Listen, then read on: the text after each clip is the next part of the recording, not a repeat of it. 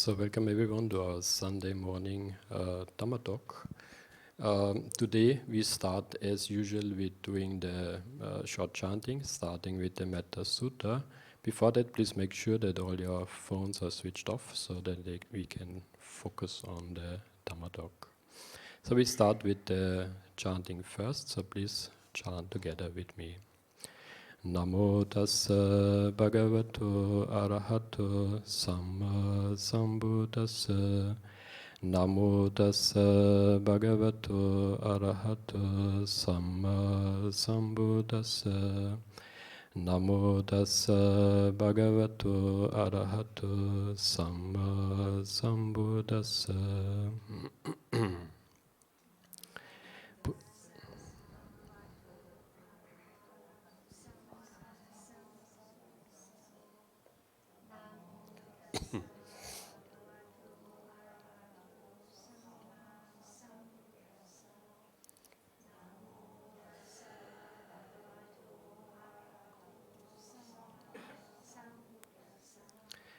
Buddhaṃ saraṇaṃ gacchāmi. Dhammaṃ saraṇaṃ gacchāmi. Sanghaṃ saraṇaṃ gacchāmi. Dutiyampi Buddhaṃ saraṇaṃ gacchāmi. Dutiyampi Dhammaṃ saraṇaṃ gacchāmi. Dutiyampi Sanghaṃ saraṇaṃ gacchāmi. Tatiyampi Buddhaṃ saraṇaṃ gacchāmi. Tatiyampi Dhammaṃ saraṇaṃ gacchāmi. Tatiyampi Sanghaṃ saraṇaṃ gacchāmi.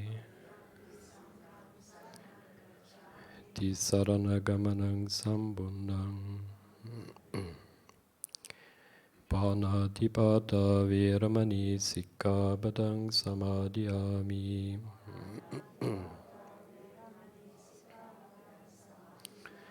Adinādāna vēramaṇī sikkāpadaṃ samādhiyāmi.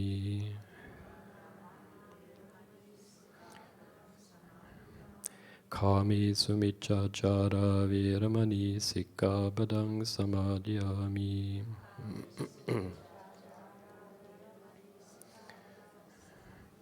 Musāvādā vēramaṇī sikkāpadaṃ samādhiyāmi.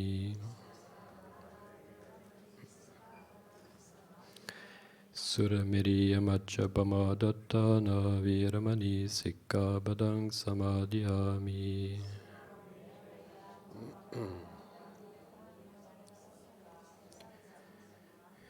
Me panchasīlaṃ sādhukaṃ sarakkhidaṃ kattvā appamādīna sampadītappam.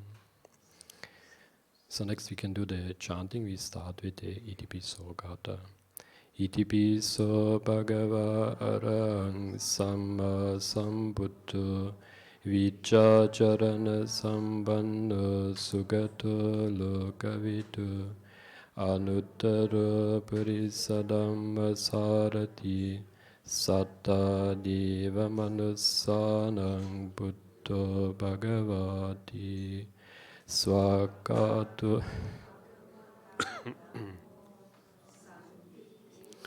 akālika ehi passika opanayika pacchattāṃ veditappo viññohiti supatipanno bhagavato sāvaka saṅgho uccupatipanno bhagavato sāvaka saṅgho Nyāyapatipanno bhagavato sāvaka saṅgho Samīcipatipanno bhagavato sāvaka saṅgho Yaditaṃ cattāri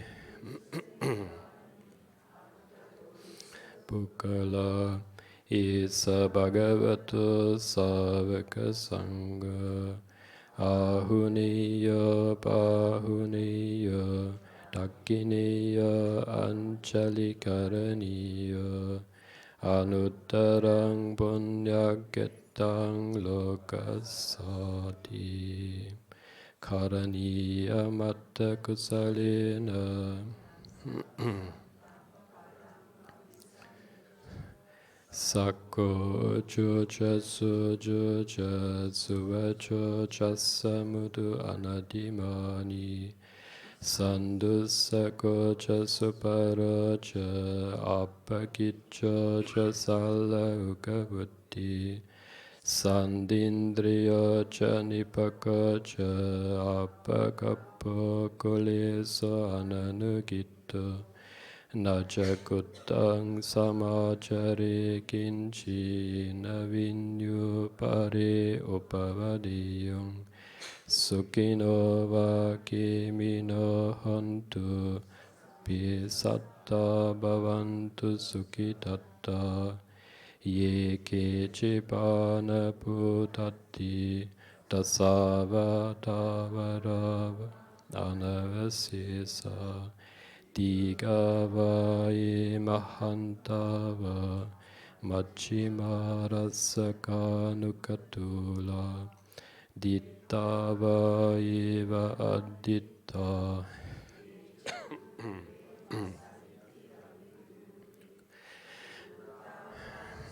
Bhave Siva Sabbe Satta Bhavantu Sukhitatta Naparo Parang Nikopeta Nati Manyita Katta Chinang Kanchi Byaro Sana Patiga Sanya Nanyamanyasa Dukkamichaya Mata Yata Niyang Buddhang Ayusa Eka Buddha Manurake Evampi Sabba Buddhesu Manasang Bhavaye Aparimanang Mettang Cha Sabba Lokasming Manasang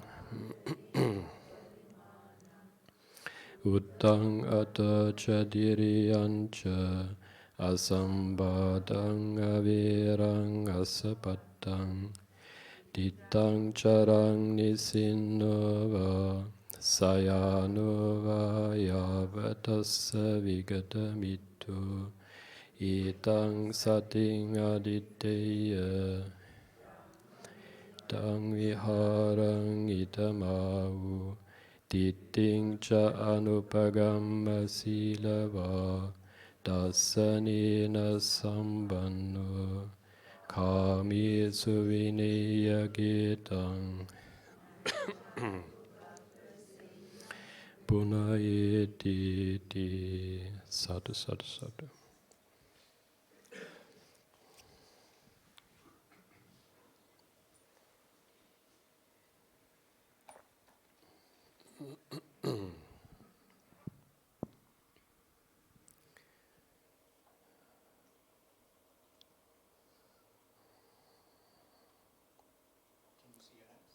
Yes, I can.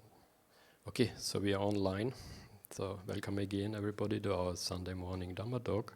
The topic today is sati, or mindfulness, one of the most important terms in the Buddhist teaching, and also one of the most important tools we have for realizing the Buddhist teaching.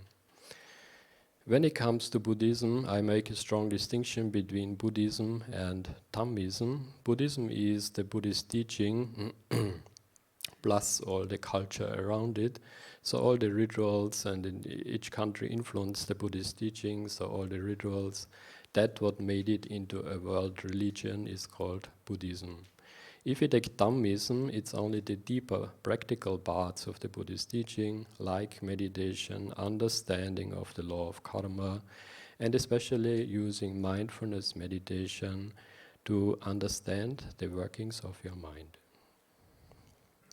So Dharma, often translated as the norm, the law, the doctrine, but also justice or righteousness. Dhamma is also used in many different traditions, and they use it in a wider sense Dharma meaning any kind of good practice, living a good life, living a life according to the Dhamma.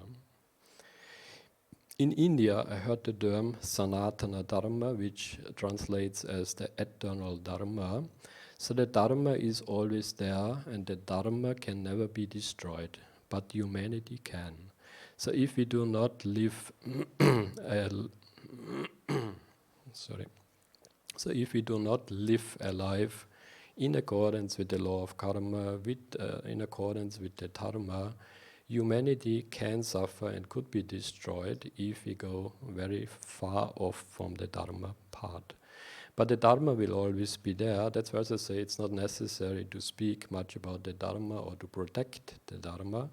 But I think we should speak out for the Dharma because we are its voice. So the Dharma doesn't have a voice on its own.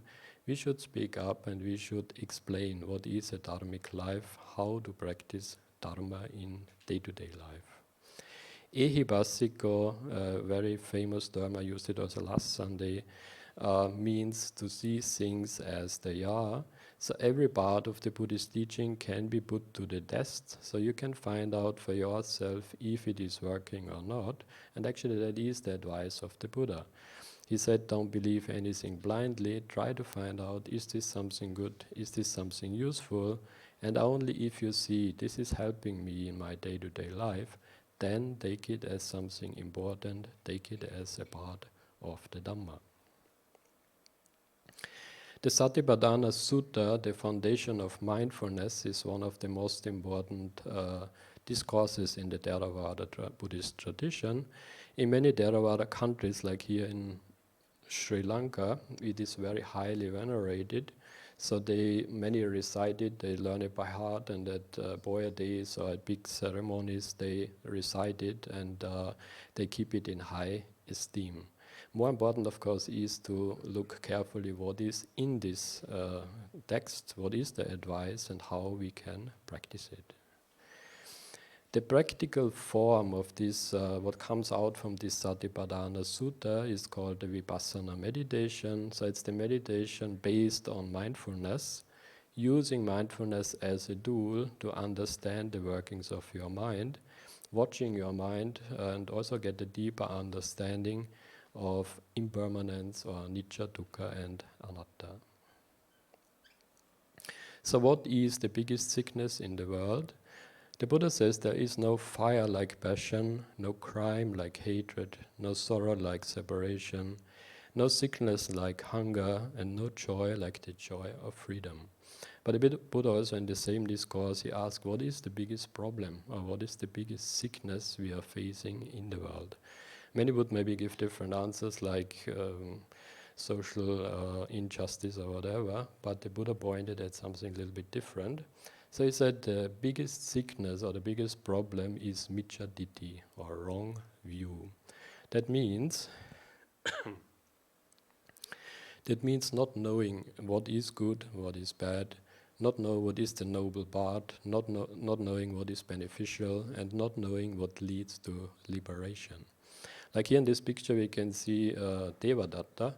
He was actually was the cousin of the Buddha, so he grew up together with him. Later he became a monk, and it even says that he was good in meditation, but only he developed jhana, so he was good in samatha meditation. But later he developed a grudge against the Buddha, always trying to jump up and getting more authority in the Buddhist Sangha, so much so that he tried to kill the Buddha twice, and of course with that messing up his spiritual part, and he said that he is reborn at a very bad place. So miccha ditthi, or wrong view, is the most dangerous thing there. And the Buddha also at another occasion he said, if somebody has a very strong wrong view, even the Buddha or any holy person cannot save such a man. So if you grasp strongly wrong ideas and you don't have this open mind, you're not ready to take in anything, then nobody can help you on your spiritual path. So therefore he called it the biggest sickness or the biggest problem, the biggest hindrance for your spiritual development. So samsara, the Buddha calls this a round of existence, so we are reborn again and again, which is a prison for your mind or your consciousness. So many say we are not human beings, we are pure consciousness having a human experience, and as soon as we are reborn into as a human being, our consciousness is very much limited to these six senses we are having. And that's why many report like this close near-death experiences. They say they felt unbound consciousness, which is our real state of mind, and which we can regain through meditation. So the Buddhist philosophy is often summed up in the Four Noble Truths. Number one, to see our actual state, in that there is suffering or there is a problem here. Also number two, to see the cause of suffering, which is attachment or desire. Number three, how to end the suffering with letting go or with getting rid of all this desire.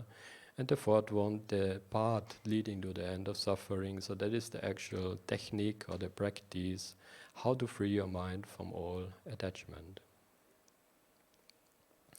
So sabbe sankhara anicca, everything around us, including ourselves, is impermanent. So all mental formations, all being, all existence is ultimately impermanent. Because it is changing from moment to moment, it is non-satisfactory. And if we look carefully, or especially if you make get some experience in our meditation, we also can see that ultimately everything is non-self, or the self or the ego is an illusion. There are three types of craving according to the Buddha. One is kama danha, so all kind of sensual pleasures, meaning all the five senses. Pavadanha means the grasping of an existence, which usually is very strong, this believing in my being with the I, me, or mine. And the opposite would be vipavadanha, non-existence. If somebody is suicidal or he doesn't like to live anymore, they wish not to exist. But as I mentioned many times, and I had a separate Dhamma talk about that, suicide is not a solution. Through suicide, you cannot end your suffering. Usually after suicide, first of all, you are reborn at a place worse than this one. So you pay off the karma for doing suicide, and then maybe the next life thereafter is a similar life to this one. So it is not a solution, it's taking the problem at the wrong end. So letting go is the solution. The attainment of perfect happiness can be only attained through letting go.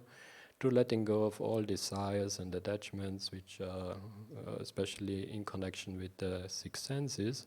So if you sit in meditation, try not to grasp anything, just be aware, observe everything with an equanimous mind. And you can retrain the mind not to grasp anything, also not to reject anything. So you stay in the middle with an equanimous mind. The Eightfold Path is in detail the path for the practice of letting go, of freeing the mind, starting with right understanding, which has to come like Micchaditi is the wrong view, right view comes right in the beginning. Right thought, right speech, right action, right livelihood, meaning you have a job or a profession through which you do not harm other living beings. And the last three all have to do with meditation. Right effort, right mindfulness, and right concentration. So you need, there's also this big discussion, what should we do, samatha or vipassana meditation? It's very clear that we need both. So we need concentration and we need mindfulness, and you need effort to do the meditation or to make some effort to practice your meditation. So the three things we are working on or we try to get rid of is lobha, dosa, moha, or greed, hate, and delusion.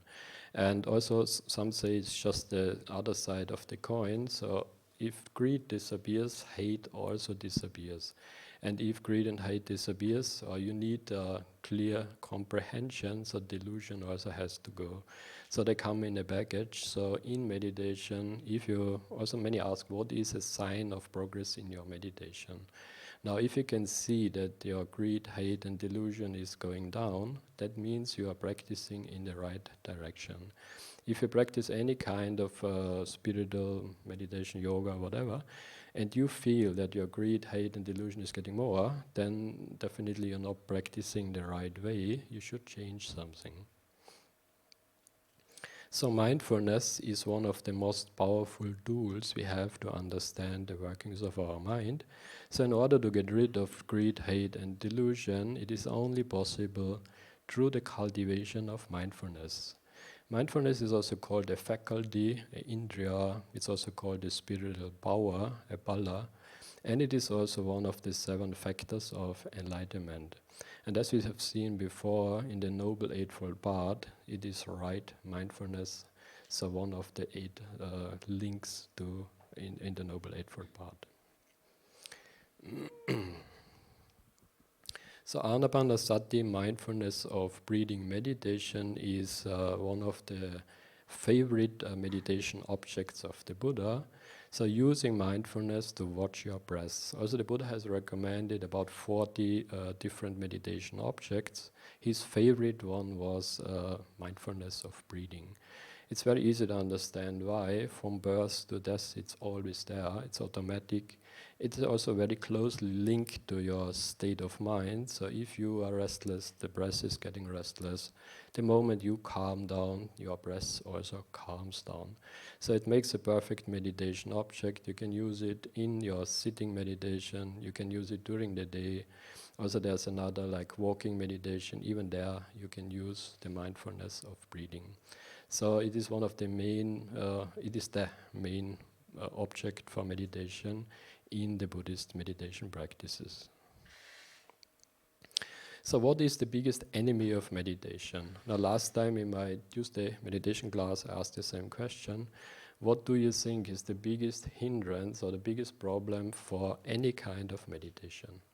What is the enemy of meditation? Any ideas? Thinking. Perfect. You were there on Tuesday? It's the thinking mind. So the Buddha had a word for it. It's called papancha, proliferation, or the thinking mind. So if you sit in meditation, very soon you will start thinking about something. And if the thinking, the thought itself is not the problem, but getting involved in the thinking. So as soon as the thought comes up and you just say, it's a thought, and you just continue, then it's not a problem. Papancha means you get into the thinking mind, so you get carried away by your mind, you get involved in a story. That is called papancha, and that makes the biggest hindrance for your meditation. To stop proliferation, to stop the papancha, you need mindfulness. So you need a very strong mindfulness to watch what is going on in your mind. There's also a different meditation where they focus on the gap between the thoughts. And I used to do this for a short period. It is also a very powerful meditation. So if you're very mindful and you watch where the thoughts arise, you will see that the thought pops up and there's a small gap in between before the next thought is coming up. But what you also can see is that you have no control over your thoughts. When a thought arises and which thought arises is completely conditioned by your past karma.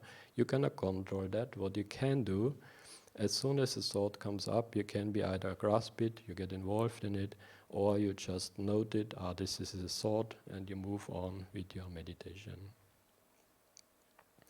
So meditation, especially the Anapanasati, which is the meditation of breathing, is one of the most powerful tools we have to develop the mind. The goal of this meditation is to stop the thinking mind, to stop grasping things, to stop running after pleasant things, and to get a mind which is undisturbed and unworried, and effortlessly awareness of the flow of experience in your present life.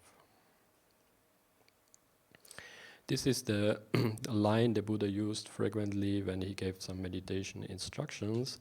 So he said, having gone to the forest, sitting down at a quiet place, keeping the body erect and his mindfulness alert.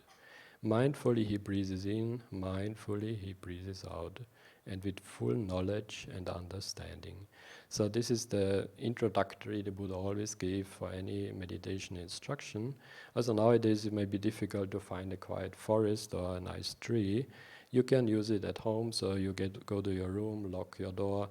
Important is, the Buddha he liked to meditate outside under a tree in the forest. Important is that it is an empty place or not many things around, and if you have many things in your room, at least that they are orderly, a nice, clean, fairly empty room would be perfect for your meditation. So the idea is that you don't meditate at a crowded place with less noise, where you can find some peace and where you can settle down into your meditation. If you do the Anapanasati meditation or if you watch your breath, usually you focus on the tip of the nose. Also there are some meditation systems where you watch the breath indirectly, like the rise and fall of your belly, or some watch it at the chest area. But the most original, and I think the most recommendable, is you watch it directly somewhere here. So where the breath touches your nose tip or the upper lip somewhere, you find a spot where you can feel the in and the out breath. In the beginning, when you start in meditation, it can also be helpful to do the counting. Some do this. They say each time you breathe in, you say 1. Each time you breathe out, you say 2. Or you say just in, out, or anapana. You use some words to keep the attention at your breath. The method of jhana, now Ajahn Brahm he is the expert of the jhana meditation. So he talks mainly about some of the meditation, how to go into the jhana, which if somebody can gain jhanic absorption, it's also very much helpful for any other type of meditation and also for vipassana meditation. So the more concentration you can build up, the easier it will be to watch your mind with mindfulness and to get an understanding of what's actually going on in your body and mind. The Anapanasati, or the breathing meditation, there's another unique thing about it, that you can use it for both ways of meditation. So you can use it for concentration and for insight, or for samatha and vipassana meditation. If you use it as a purely concentration meditation, you usually use the word I mentioned, so you say in, out, in, out. You do not watch your mind, you keep the attention only at your breath. If you do the insight meditation, you can still use the breath as the main meditation object, but you're also watching the senses, and you're watching how your mind moves away, you label it, you bring it back again. So through this movement of the mind, you get an understanding of the impermanence, and then also about the non-self nature, and also about dukkha or suffering. Nobody can be told what the Matrix is. Who has seen the movie The Matrix? It's a little bit, very good. It's three movies. It's not a new movie. It's fairly quite a few years old, but it's an action movie. But in that movie, there is a very underlying, very deep message. And the message is that what they call the matrix is samsara, or our existence, which we are bound up. So, and our reality is a different one. So the idea in the movie is that we are living in a dream-like state, and only if we wake up we can see reality as it actually is. This was one of the main actors in the movie, and he said this line, "Nobody can be told what the matrix is." And it's very similar to what the Buddha said about samsara, or about enlightenment. The Buddha said, I can only show the way, but everybody has to experience it for him or herself. So nobody can be told what samsara or what enlightenment is. The only way to find out, you sit down, you do your meditation, and you try to find out for yourself. So I recommend watching that movie. There's another allegory of the cave by Plato. He gave this simile. Let's say somebody is imprisoned in a cave and he is chained up with the face to the inside cave wall. The door behind him is open, so some people walking by, but he sees only the shadows on the wall. So because he has never seen anything else, for him the shadows on the wall is his reality. So he thinks this is life, this is reality, since he has never seen anything differently. If he would have the wisdom or the courage just to turn around and look towards the entrance, he would see actually the people walking by, and he would see how it actually looks. So he gave this as a simile for the illusion we are living in. Again, pointing at the same thing, the Buddha called it Mahamaya, the great illusion, meaning that this existence, our reality, is not real. And often also, if we make some progress in Vipassana meditation, it is called seeing things as they actually are. So again, pointing at the same thing, we are living in the dream-like state, and there is a way of waking up from it. So this isn't real. That's another line from that same movie. What is real? How do you define reality? If you're talking about what you can feel, what you can smell, taste and see, then real is simply electrical signals interpreted by your brain. So again, pointing it in the same direction, Mahamaya, or the great illusion. Mindfulness of breathing, developed and practiced, is of great fruit, of great advantage, leading to knowledge and full liberation. So in the Satipatthana Sutta, which we go now a little bit more into detail, the Buddha says this is the way of practicing and understanding your reality. So this sutta, the Satipatthana Sutta, also often it's called the Four Foundations of Mindfulness. In the introductory to this sutta, the Buddha says Eka Makko, a Pali word which usually is translated as the only path to liberation. But Eka Makko could also be translated as the straight path to liberation. So either way, it's the only or the straight way. Many say, doesn't matter which one is the real translation, it means the highway to enlightenment. So these are the four different ways of doing Vipassana meditation as mentioned in that sutta. First one is Kaya Anupassana, contemplation of body, Vedana Anupassana, contemplation of feelings, Citta Anupassana, contemplation of mind, and Dhamma Anupassana, contemplation of mental objects. So the first one, contemplation of body, can be done in many different ways. Even watching the breath, anapanasati, is a bodily function, so it belongs to the first group, watching your breath, using it for mindfulness. The other one would be being aware of your bodily posture, especially when you do the walking meditation. So you're fully aware of your body, like the lifting, moving forward and dropping of your feet. Another way of practicing this meditation is reflecting on the impurities of the body, or reflecting on the impermanence of your body, like we see here in this picture. So mentally you reflect on how you are growing old, and one day you get sick, you die, you pass away, and you are reborn again, using this as a meditation object.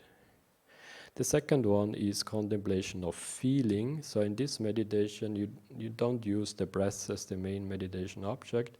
You focus on the sensations in your body. So whenever you feel a pleasant feeling in your body, you are fully aware this is a pleasant feeling. If you're feeling an unpleasant feeling, you are completely aware this is an unpleasant feeling. And this system has been developed and really made famous by Mr. Goenka and his Goenka Vipassana meditation, based on his teacher's meditation, who was Upakin in Burma. So Mr. Goenka developed this Vipassana meditation system where they do this sweeping. They call it sweeping, so they go through the body again and again, trying to find sensations. Picking up the strongest sensation, just watch it, what is it, and then move on again, sweeping through the body, using not one object, but whatever is dominant in that moment, use that as your main meditation object. I have done this meditation a few times, and it is also one of a very practical way of doing mindfulness meditation. Also, I'm not doing it anymore, but the 10-day meditation retreats they are offering are very excellently organized, so it's very recommendable to do one 10-day retreat. The other one, the next one, is contemplation of mind, which is Chittanupassana. So in this one, you are watching your mind, you watch your senses. That's the one I'm doing and I'm recommending. So also I'm using the breath as the main meditation object. Otherwise, it is Chittanupassana. So you watch the senses. Whenever your mind wanders away, let's say hear a sound, you say, it's a sound, and you bring the attention back to your breath again. So this is mainly known under the Mahasi Sayadaw Vipassana meditation. Also there are various variations about it. Like in Burma, they insist that you watch the rise and fall of the belly as the main object, while I like to watch the breath over here. Either way, it's working, but there are a few variations about the system. Important is Chittanupassana means watching your mind, watching your senses. And the last one is contemplation of mental objects. So you watch a state of mind.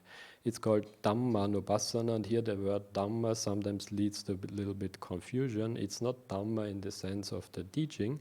Dhamma here means a state of mind. So you watch, let's say you're angry, you know there is anger in my mind. You are greedy, you know there is greed in my mind. You're restless, you know there is restless in my mind. So use a state of mind for your meditation, focus on that, and that's a different type of meditation. One of the ways of doing this last one, the Dhammanupassana, is watching the 5 aggregates of clinging. We had this shortly in my meditation class. This is an analysis how the mind is grasping and how you create new karma from moment to moment. Rupa here would mean something from outside, let's say a sound. Vedana means the connection, so the sound is touching my ear. Sanya means I recognize it, I say, I hear a sound, and but it's still neutral. And Sankhara would mean I give it a validation. I say, I like it, I don't like it. And Vijnana would mean I have already created a new karma, it's going back again into my subconsciousness. Now this, you can reflect on all of these 5 in this type of meditation. Also in the meditation I am doing, the Chittanupassana, you can break this cycle of creating new karma at the sanya level if you note everything with a neutral thought. Let's say I hear a sound, and I do not grasp the thought. I do not say I like it. It's a nice music, or I don't like this sound. I just say it is a sound, and I move on with my meditation. So I stop it at the sanya level. I do not create a new karma or a new sankhara, and there will be no memory going back into my subconsciousness. So whosoever, now this is the line the Buddha gave at the end of this Satipatthana Sutta. So he says, whosoever practices these 4 foundations of mindfulness in this manner, and he starts with 7 years. He says, if you practice this 7 years unbroken, you can expect higher knowledge here now, full liberation and enlightenment. But then he says, forget about the 7 years, even 6 years is enough for 5, he goes down to 1 year. And then he says, even 10 months, 5 months, it goes down to 1 month. At the end, it comes to 1 week. He says, if you practice unbroken mindfulness just for 1 week, you can expect higher knowledge here now, full liberation and enlightenment. Only the point is, let's say you're sitting down, say I will be now practice unbroken mindfulness for 1 day. You will quickly realize it's not so easy to do. So you need years of practice to have unbroken mindfulness. So this is the part. This is the path to purification of beings for overcoming sorrow and limitation. So again, the Buddha was prizing this mindfulness meditation in the highest sense. So if you're really serious in practicing, it is a very powerful tool to understand your mind and to actually make some progress in your meditation. So there are different ways of how to get rid of defilements. So in many different traditions, people are working with it. One is meditate on the opposite. So let's say you feel strong burning anger inside yourself. One way is you just practice mindful metta or loving kindness meditation. So whenever you feel I'm really angry in the moment, I'm really upset about somebody, I do metta meditation. So I just focus on the feeling of loving kindness, of compassion, of positive thoughts, and then, at least temporarily, that anger will go away. The second way is, the second way would be I do the samatha or jhana meditation. So whenever I feel a negative emotion, I try to get into absorption or into strong concentration, which basically wipes out all the impressions from the other senses. So at least temporarily, I'm in a strong, concentrated, blissful state of mind, and I forget about all the other inputs from the other senses. But again, it's only temporarily. And especially about jhana meditation, I say the jhanic bliss can be overwhelming.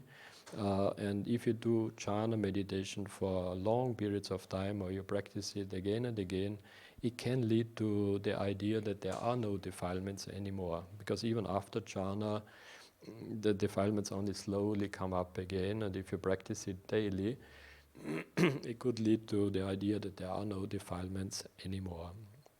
But in jhana, it's only temporary, so you suppress the defilements, and at a later occasion, they come up again. The next one would be the vipassana meditation. So what you do in vipassana meditation is you face it. So whenever, let's say, you're really angry about somebody, in vipassana meditation, you just watch it. You say, okay, this is anger, but you do not try to get into it or get overpowered by it. As soon as the thought arises, you say, this is anger. I know there's now an angry thought, and you move on with your meditation. So you acknowledge it, but you do not give it any extra power, and you try to move on with your meditation.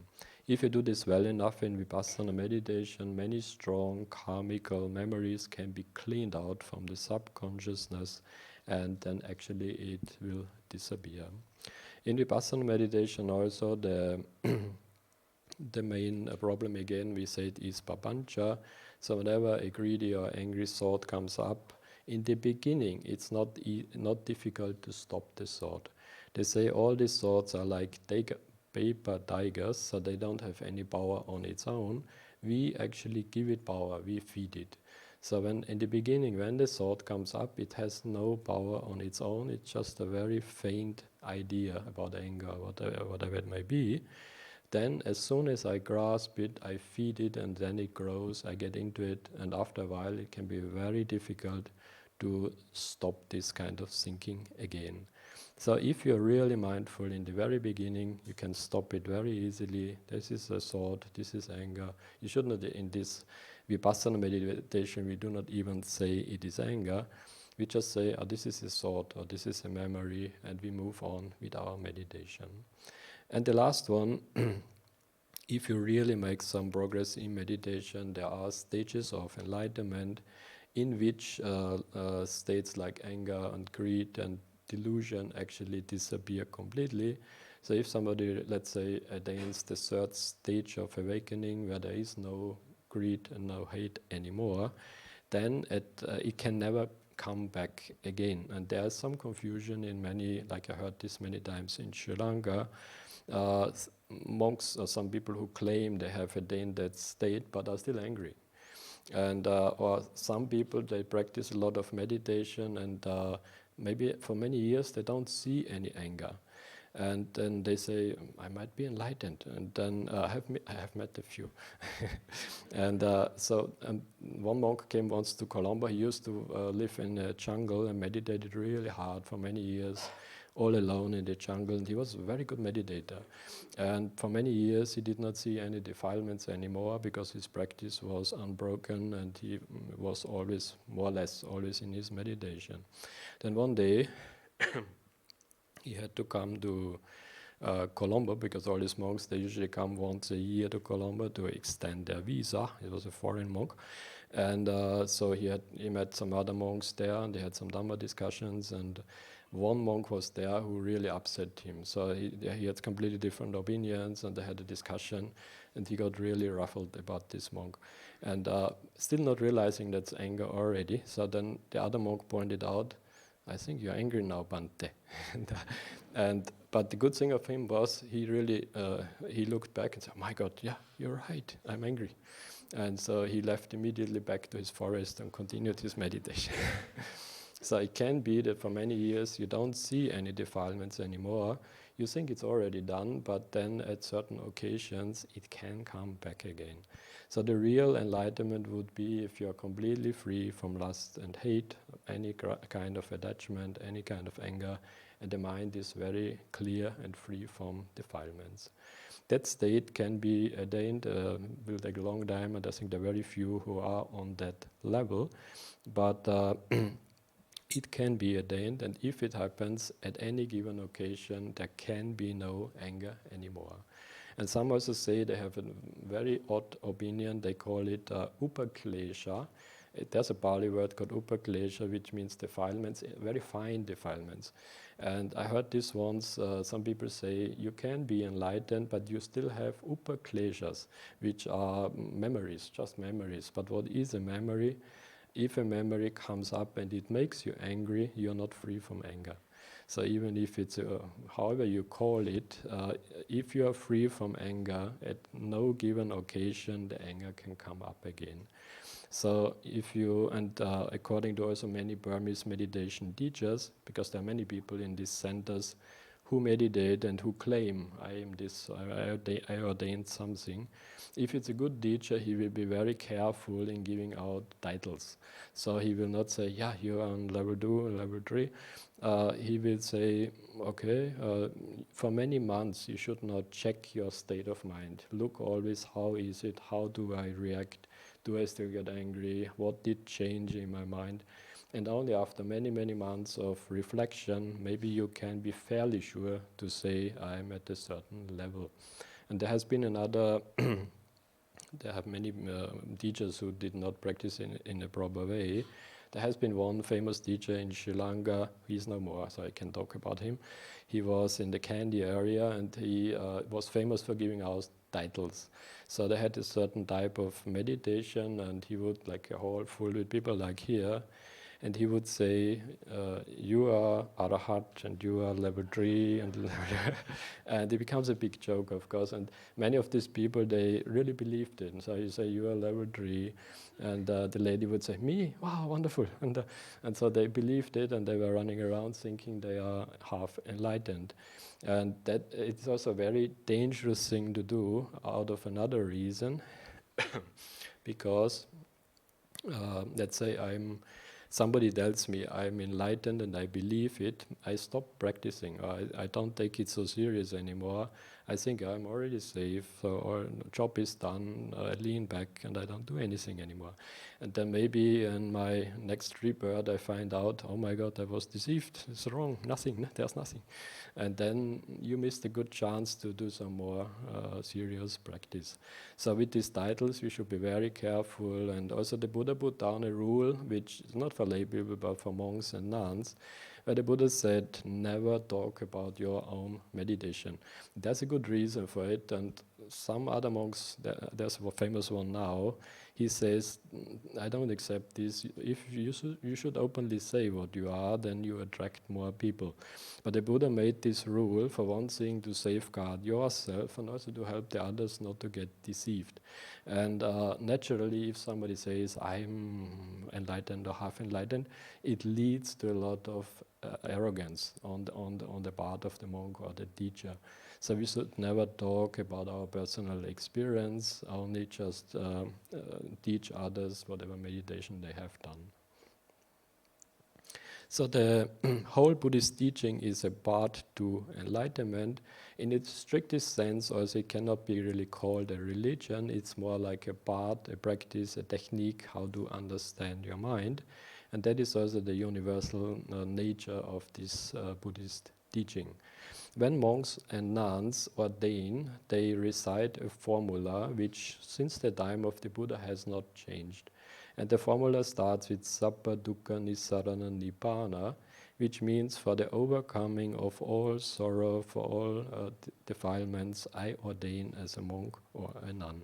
Some monks nowadays, because in many traditional Buddhist countries, they ordain under various reasons. I have met recently a monk who said, I did not ordain to get rid of defilements.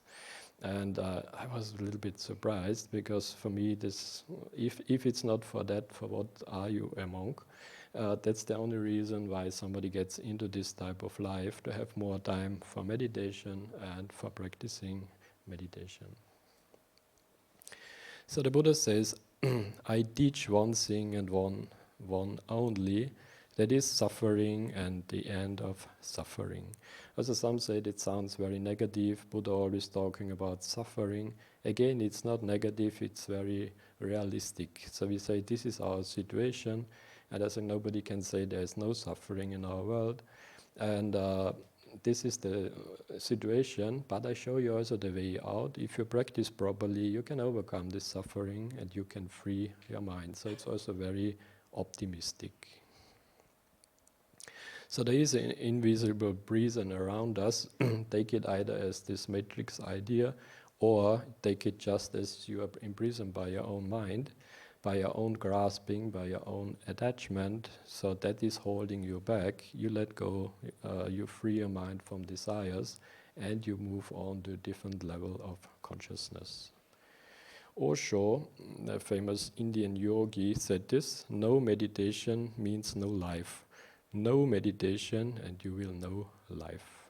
Also, this comes also from the Buddhist teaching, but I heard it also in many different traditions. Meditation is the medication or the medicine for a sick mind. And the Buddha, in a widest sense, said everybody is mentally, we have problems, if you don't want to call it sickness, but there are problems, and the meditation is the medicine for the sick mind. Blind belief in authority is the greatest enemy of truth, by Albert Einstein, meaning if you believe anything strongly in an authority figure, in a holy book or whatever, your progress towards enlightenment will be limited. And blind belief, too much trust sometimes literally can kill you.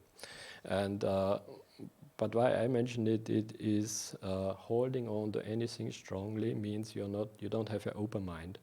And without having an open mind, it will be very difficult to accept new experiences in your meditation. Also, many then start asking, why do we have religions at all? Many religions are a set of strong beliefs, and they often also ask for blind belief. But I think all of these religions originally have been about to understanding your mind and freeing your mind. Over the ages, of course, many have been changed and are used now for different ideas. In the famous Kalama Sutra, the Buddha said this: don't believe anything only because you read it in a holy book, or a saint or a famous teacher has said so. Or even don't believe what the Buddha says. Do not even believe that.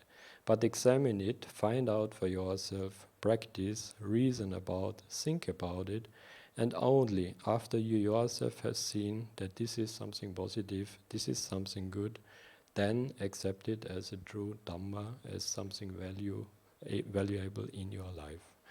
There was another famous teacher, and I think he was I regard him as one of the most outstanding spiritual teachers. He passed away, but not too long ago. But he was a very special spiritual teacher coming out from India, also officially Hindu, but he was not bound up by any religion. He was basically teaching Dhamma, or the path to liberation. And he was famous for talking about authority, or he really didn't like authority. So it goes through like a red line through all his books, and he says this about authority. All authority of any kind, especially in the field of thought and understanding, is the most destructive evil thing. Leaders destroy the followers, and followers destroy the leaders. You have to be your own teacher and your own disciple. So J. Krishnamurti, and there are many books about him, talks mainly about don't grasp anything strongly, keep an open mind, just practice meditation, understanding, and you will be able to free your mind from all defilements. Also, what I want to say about before that blind belief, You can use that term in different settings. So the way I use it, if I say blind belief, it's not bashing about other religions. I mean it in a wider sense, any kind of strong belief. And we had this in a meditation class recently. You can either grasp a religious idea, a political idea, or even if you say Hollywood is the best football club, is it Hollywood? No? In Melbourne, no? The number one club. No? No, not Collingwood. What's it called? Yeah, Collingwood. She says it's not number one, but let's say you have a strong idea. This club is the best, and all others are much, much less. You hold on to this idea, and you will see all the news about football. You will see it in a different light. So, just as an example, when I say blind belief, anything you grasp strongly. My next Dhamma talk, by the way, next Sunday will be about blind belief, and we'll go into detail about that. On the positive side, we can see worldwide there is a great awakening happening, what some call this speeding up or awakening. People are waking up, people are turning more spiritual, more interested in meditation, and some say humanity actually is entering a new phase, a shift in consciousness leading to more peace and happiness. So even the vibrations around us are changing, and human beings are turning spiritual. And the good thing about that is if more and more people start practicing spirituality or meditation, the vibrations become more suitable for newcomers. So if somebody decides to start now with meditation and more people around him are already spiritual, they will find it much easier to get into the spiritual part. Let's say you live in a country where nobody is meditating and nobody is practicing spirituality. If somebody wants to try it there, it will be very, very difficult. In a country like Australia, where the spirituality is growing very fast, and especially if you come to a place like this, sitting in a hall like this, which has been used for many, many years for spirituality and for meditation, you will find it much easier to get into your meditation. So the good thing is about this awakening that others will also find it easier to start, and then the vibrations around us will even speed up much faster. There's a famous meditation teacher in America, Brian Weiss, and there's another one, actually two are talking about this. They talk about the critical mass, and they say if just, they give a figure about 5%, they say if just 5% worldwide would be spiritual and meditating, that would be enough to change society for the better. I'm not sure about the 5%, but I'm sure about the critical mass. Maybe it's 10 or 15%. In any case, it is much less than 50. So we don't even need half of the world population, but let's say at least 20% of the world is spiritual, meditative, knows what is good and bad. That alone would be enough to topple the whole global society and to make something completely better. So in that way, we are working for the greater good as well. But mainly the teaching is there first to develop your own mind, to find your own liberation, and then also through your vibrations or through your service later, you can also help the others. So Buddhism is all about enlightenment. So enlightenment means the realization that we are all infinite consciousness. Others may call it God, pure mind, moksha, Buddha nature, Mahasamadhi, or just total freedom. So whatever label you use for that experience, we are pure consciousness, and that's what we want to realize. Somebody asked me recently, we talked about meditation, and she said, so it's then all about raising your consciousness? And I said, yes, that's all the point. So we are limited consciousness in this human experience. All these yoga and meditation systems have been designed to free your mind again, to go back to your real potential of infinite consciousness. So with that, I come to the end, exactly 10:30, you see. I come to the end of this Sunday Dhamma talk. So I hope that all of you will be well and happy. Enjoy your meditation. May you find peace and happiness. Continue on your spiritual path, and may you all attain higher stages of consciousness, freedom, and liberation in this very life. Sadhu, sadhu. Sabityo vivachantu sabbarogo vinasatu Mati pavatantarayo sukhi digayuko bhava Apivadana silissa niccang vata bhajaino Chattaro dhamma vadanti ayurna sukhang balanti. Sadhu sadhu.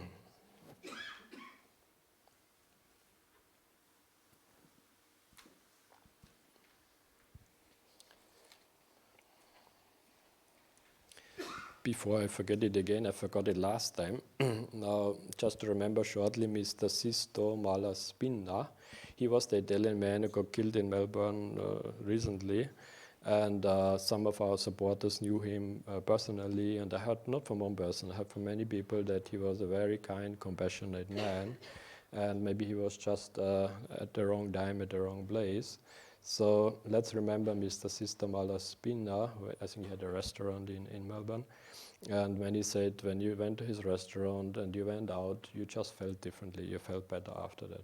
So meaning he must have had very good vibrations and has had a big heart and was a very good person. So I hope wherever he may be now, may you also be well and happy, find peace and harmony and get a chance to realize stages of awakening. Sadhu, sadhu. So with that, we come to the question and answer. So if you want to ask anything shortly, we have still a little bit of time before we start with the dharana on the other side. Are there any questions about the Dhamma talk, about anything you would like to ask? There's a question. Yeah, okay. Can you hear me?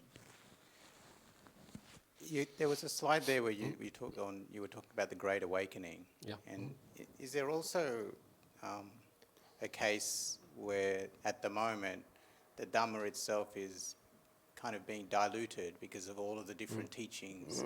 So whatever that original teaching is, it's just becoming very, very diluted. Yeah, if you look at, I think, Buddhism alone, you can see on one side it's growing, means the cultural, ritualistic part is growing very fast, which is also, it has something good. But the actual deeper practice is rather going down. And the Buddha has predicted that. He said his teaching will stay alive. They are not sure about the number because in the text it says about 500 years, but we know now it's longer than 500. So some say it will last 5,000 years maybe. But the Buddha predicted it will last a while and then it will go down. Then people will lose the deeper parts of the teaching, so they will not practice anymore. They just keep up the rituals that will go on for quite a while, and then that also will disappear. But on the whole world, if you look at the whole world, and not only the Buddhist teaching, but in general, spirituality, any kind of meditation, and even yoga and these practices is growing very fast. So we can see that humanity is very much interested now in understanding meditation, doing something mentally. It could be already a side effect of the going down also, that people see now worldly in the developed countries we have everything, we have money, we are living very comfortably, but then people see I'm still not happy. So still I have everything I ever wanted, but I'm still not happy. There's something wrong with my mind, or I can't still find any peace and happiness. So that may be one reason why more and more are searching in developed countries, searching for meditation. But we can also see that the urge, or the people are starting to wake up in the sense they see society is not going in the right direction, something is going wrong, so they turn spiritual. Or some also say that population is getting divided right now. One part, all know there's not something is going wrong. So half of them turn spiritual and say this is the solution. They go deep into meditation. They want to do something that way. The others, they force themselves to go even deeper into the materialistic side and think the solution lies there. But if you look at the numbers, globally, the meditative people are growing very fast. And maybe it is the last period. Like if you take the I don't want to go into detail now, but there are some say that this may be the last generation where we have real free will, because more and more this AI and all this globalization is going on. that may be the last chance that we really can do something mentally and make some progress. But the good thing now, we can see there is a growing and is a perfect situation now for doing something mentally. And if we use this opportunity, I think many of you can really make it right now. Okay? Yeah. Anything else you want to do? Ask some? I saw you thinking, so.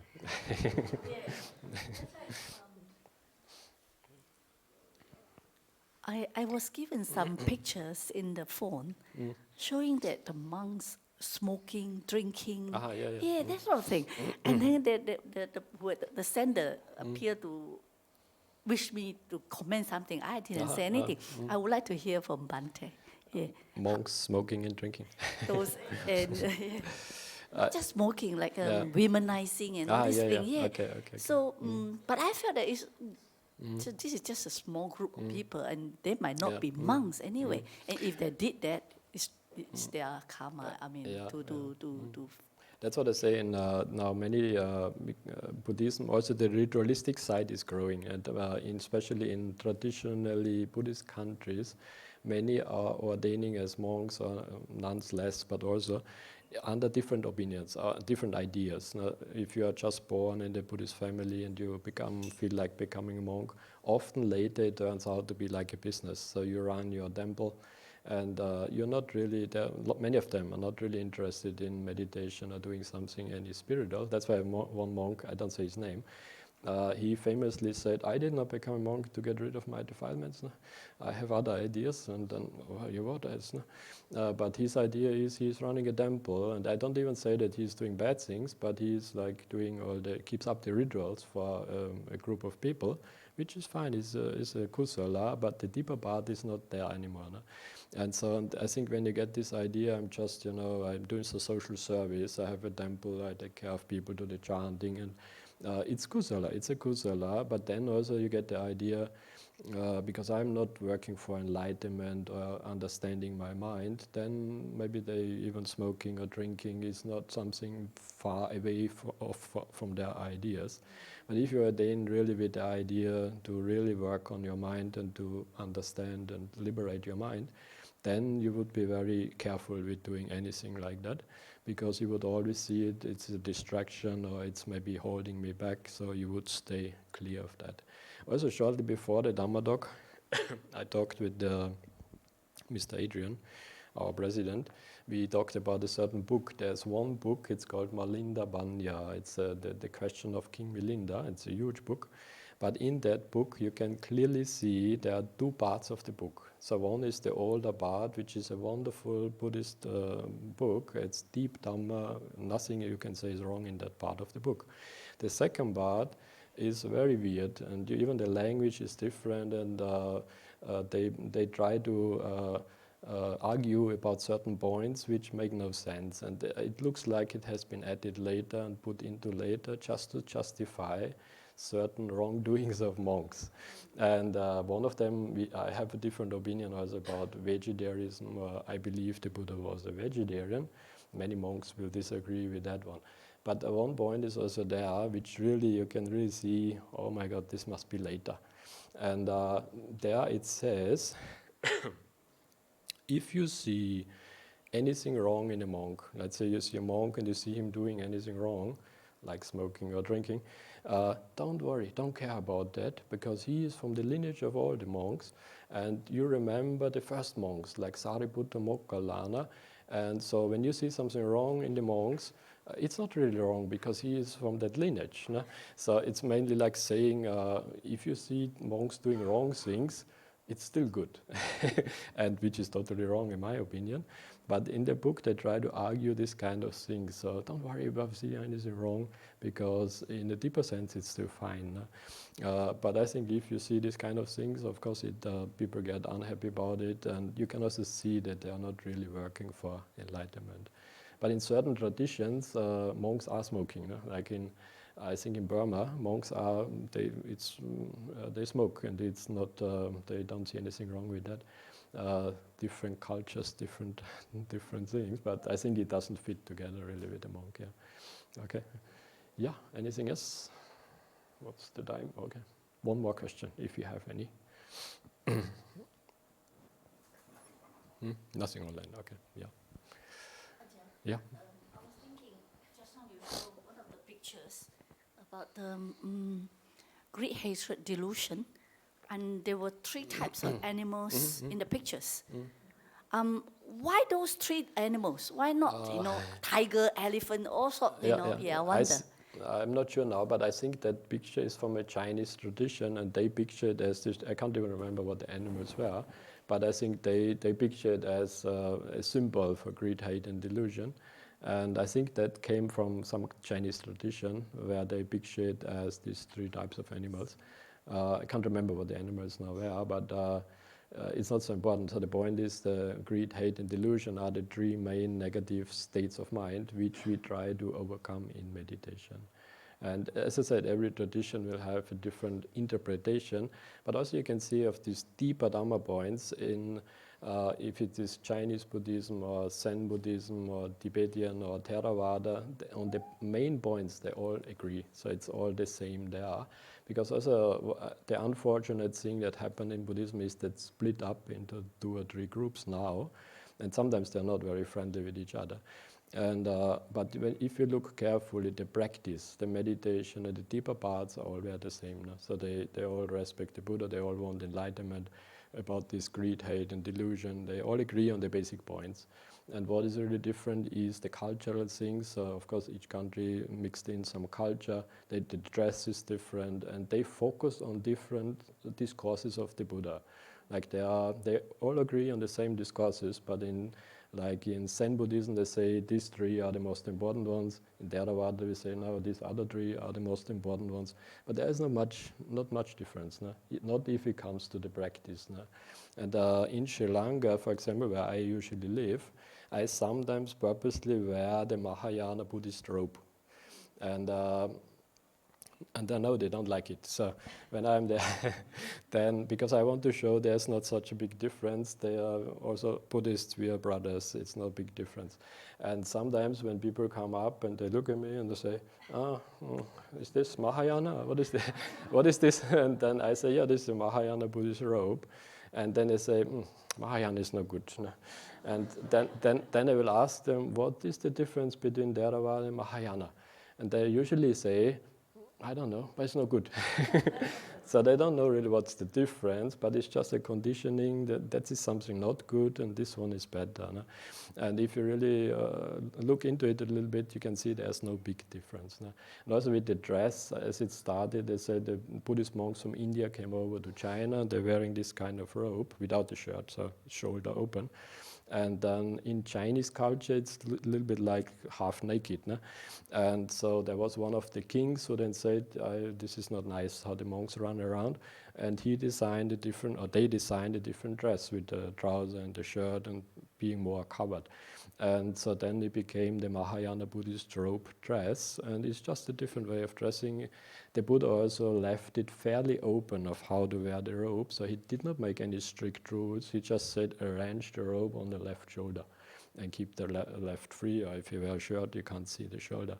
So I don't see a big difference between these traditions, and I usually try to make the gap less big between the groups. Yeah. Okay, thank you. Yeah, I think so. With that, we will stop. So thanks everybody for coming. We had a nice group today. So thanks everybody for coming and have a very nice Sunday. Thank you. Of course, you're all welcome to join the dana, the lunch on the other side as well.